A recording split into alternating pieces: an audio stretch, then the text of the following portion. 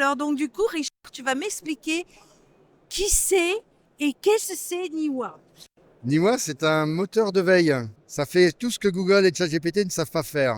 Toute la matière qui est bonne, Ouais, c'est Nima qui la traite. d'accord. Alors que Google, il va traiter le bouillon complet, donc avec plein de faux. Voilà. Et là, je viens juste de voir quelqu'un qui est intéressé de savoir, à partir d'un brevet, s'il y a des contrefacteurs quelque part. Et donc, on va tout simplement partir de ce qu'on appelle la revendication, le claim en anglais du brevet, qui décrit le produit. Et on va interroger le web pour savoir qui parle d'un produit qui est similaire à cette revendication. Et là, il y a de grandes chances pour qu'on trouve quelque chose de très très très proche, voire un contrefacteur.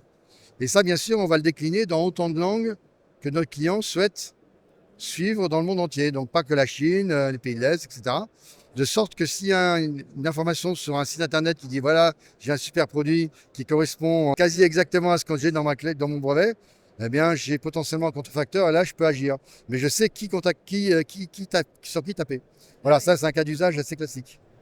D'accord, c'est un renseignement, c'est comme le renseignement d'État, hein? C'est un renseignement, mais pour les particuliers. Exactement, dans les applications B2B, et on parle alors l'enseignement aussi au sens militaire. C'est l'intelligence économique, la guerre économique en l'occurrence. Ouais. Ouais. C'est pour ça que tu disais que Niwa, c'est d'abord de la rentabilité. Voilà, exactement. Donc, c'est un outil, c'est un moteur de veille qui, pour la première fois, est rentable.